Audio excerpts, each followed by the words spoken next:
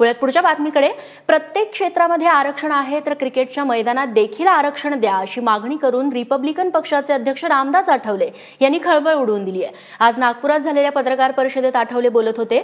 शासकीय नोकऱ्यांमध्ये आरक्षण असतं तर मग खेळाडूंमध्ये का नको असा सवाल आठवले यांनी उपस्थित केला। क्रीडा क्षेत्रामध्ये मागासवर्गीयांना 25% आरक्षण देऊन त्यांना प्रोत्साहन देण्याची मागणीही आठवलेंनी केली आहे। याच पत्रकार परिषदेत रामदास आठवले यांनी चॅम्पियन्स ट्रॉफीची फायनल फिक्स होती का अशी शंका देखील उपस्थित केली आहे।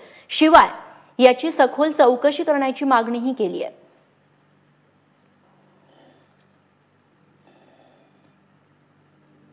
क्रिकेट आणि जे सगळे खेळ आहे त्या खेळामध्ये आरक्षण नाही, पण जे आमच्या समाजातले, दलित समाजातले, आदिवासी समाजातले जे चांगले खेळाडू आहेत अशा खेळाडूंना संधी मिळत नाही।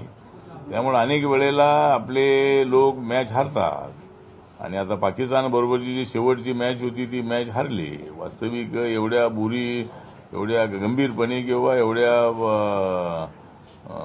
म्हणजे ही जी मॅच हारली ती ही मॅच फार बॅड पद्धतीने हारली गेली। नंबर 1 ला असणारा आपला क्रिकेट संघ हा एकदम तळाला गेला जाणवलं। त्यामुळेच आमचं म्हणणं असं आहे की त्या मॅचची चौकशी करावी, म्हणजे त्यामध्ये काय मॅच फिक्सिंग होतं का किंवा या खेळाडूंनी का शेपूट टाकलं एवढं। त्यामुळे मला असं वाटतं की याची चौकशी झाली पाहिजे आणि चांगले खेळाडू ज्यांचा कॉन्फिडन्स एकदम जातो अशा पद्धतीचे खेळाडू त्या टीममध्ये ठेवणं बरोबर नाही आणि म्हणून त्यामध्ये आरक्षण असलं पाहिजे अशी आमची मागणी आहे। किती टक्के आरक्षण असावं? आदिवासी दलित नाही, आता आरक्षण जे आहे ते आता आमची लोकसंख्या जी आहे ती आमची 25% आहे दलित आदिवासींची, त्यामुळे त्याच्यामध्ये 25% तरी आरक्षण असावं अशी आमची मागणी आहे। आणि रामदास आठवलेंच्या याच भूमिकेवरती दलित नेत्यांचं नेमकं काय मत आहे तेही आम्ही जाणून घेतलंय। बाबासाहेब आंबेडकरांनी दाखवून दिलं जर संधी मिळाली तर या देशामध्ये काय होऊ शकतं। त्यामुळे आठवले साहेबांनी आरक्षण मिळावं ही मागणी केली, परंतु आठवले साहेबांनी ही मागणी करत असताना आमचं रिबाई खरात गटातर्फे माझी स्वतःची मागणी आहे आणि पक्षाची मागणी आहे की सांघिक क्षेत्रामध्ये म्हणजे सांघिक खेळामध्ये उदाहरणार्थ बास्केटबॉल, हॉकी आणि विविध क्षेत्रामध्ये जे सांघिक खेळ त्याच्यासुद्धा मध्ये आरक्षण मिळालं पाहिजे। कोणत्या क्षेत्रामध्ये आपण आरक्षण मागितलं पाहिजे त्याचं गांभीर्य सुद्धा लक्षात घेतलं पाहिजे।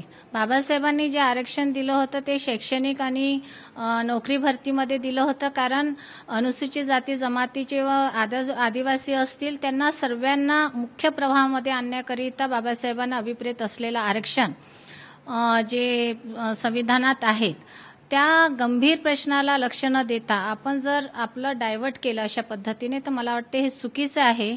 कारण आता राज्य आणि केंद्र शासनामध्ये तर नोकऱ्या अजिबात उपलब्ध नाही आहेत। अशा परिस्थितीमध्ये जर जे प्रायव्हेटायझेशन होत आहे, खाजगीकरण होत आहे, त्या खाजगीकरणामध्ये जर आरक्षण जर रामदास आठवले साहेबांनी पुढाकार घेतला ते जास्त चांगलं होईल असं मला वाटतं।